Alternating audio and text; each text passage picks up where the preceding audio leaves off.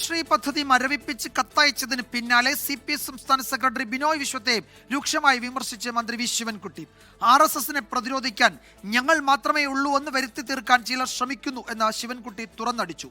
ഒരു പ്രകോപനത്തിലും വീഴാൻ CPI ഇല്ലെന്നും വി ശിവൻകുട്ടി ഇത്രയും പ്രകോപിതരാകാൻ കാരണം അറിയില്ല എന്നുമായിരുന്നു CPI സംസ്ഥാന സെക്രട്ടറി ബിനോയ് വിശ്വത്തിന്റെ പ്രതികരണം. PMC പദ്ധതി മരവിപ്പിക്കാൻ കത്തയച്ചതോടെ CPI തർക്കം അവസാനിക്കുമെന്നാണ് കരുതിയത്. എന്നാൽ പുതിയ വിവാദം തുടങ്ങുകയായിരുന്നു. കത്തയച്ചത് LDFന്റെ രാഷ്ട്രീയ വിജയമെന്ന ബിനോയ് വിശ്വത്തിന്റെ പ്രസ്താവന തള്ളിക്കൊണ്ടാണ് വി ശിവൻകുട്ടിയുടെ പ്രതികരണം. ഏതെങ്കിലും കേന്ദ്രത്തിൽ നിന്ന് ഇടതുപക്ഷ ആശയം പഠിക്കേണ്ട ഗതികേട് CPIMനില്ല.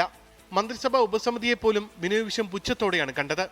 SSK ഫണ്ട് ഇനി കിട്ടിയില്ലെങ്കിൽ അതിന്റെ ഉത്തരവാദിത്വം വിദ്യാഭ്യാസ മന്ത്രിക്കല്ലെന്നും വി ശിവൻകുട്ടി പറഞ്ഞു.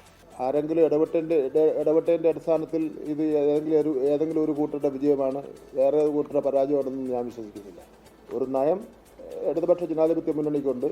ആ നയം കൂടിയാലോചനയിലൂടെ പരിഹാരം കാണണമെന്നുള്ളതിലേ തീരുമാനിച്ചു. PMC വിഷയത്തിൽ കത്തയച്ചത് LDF രാഷ്ട്രീയത്തിൻ്റെ വിജയം, ജനഹിതത്തിലുള്ള വാർത്തയാണ് ബിനോയ് വിശ്വം. അത് താഴോട്ട് പറഞ്ഞിരിക്കുന്ന മുഴുവൻ കാര്യങ്ങൾ വായിച്ചു കഴിഞ്ഞാൽ ആരെപ്പറ്റിയാണ് എങ്ങോട്ടാണ് വിരൽ ചൂണ്ടുന്നത് സംബന്ധിച്ച് നന്നായി മനസ്സിലാകും. നമ്മളൊന്നും മണ്ടന്മാരൊന്നുമല്ലല്ലോ കേരളത്തിൽ. ആ രൂപീകരിച്ച കമ്മിറ്റിയെ സംബന്ധിച്ചിടത്തോളം പോലും പുച്ഛമായിട്ടല്ലേ പറഞ്ഞത്. എഴുതി തയ്യാറാക്കി കൊണ്ടുവന്നായിരുന്നു മന്ത്രി വി ശിവൻകുട്ടിയുടെ വിമർശനങ്ങൾ. ശിവൻകുട്ടി പ്രകോപിതനാകാൻ കാരണം എന്താണെന്ന് അറിയില്ലെന്നും ശിവൻകുട്ടിയെ രാഷ്ട്രീയ ബോധം പഠിപ്പിക്കാൻ താൻ ആളല്ലെന്നും ബിനോയ് വിശ്വം മറുപടി നൽകി. ഇപ്പോൾ ഈ സമയത്ത് ശിവൻകുട്ടി ഇത്രയും പ്രകോപിതനാകാൻ എന്താണ് കാരണമെന്ന് എനിക്കറിയില്ല. ശിവൻകുട്ടിയെ എന്തെങ്കിലും പഠിപ്പിക്കാൻ ഞാൻ ആളല്ല.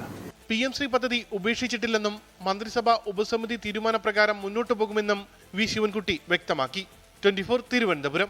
ലോകത്തെവിടെയായാലും ഏത് സമയത്തും 24 വാർത്തകളും ഓഗ്മെന്റഡ് റിയാലിറ്റി പാക്കേജുകളും എക്സ്പ്ലെയിനറുകളും വിശദമായി കാണാൻ ഞങ്ങളുടെ YouTube ചാനൽ നിങ്ങൾക്ക് സബ്സ്ക്രൈബ് ചെയ്യാം.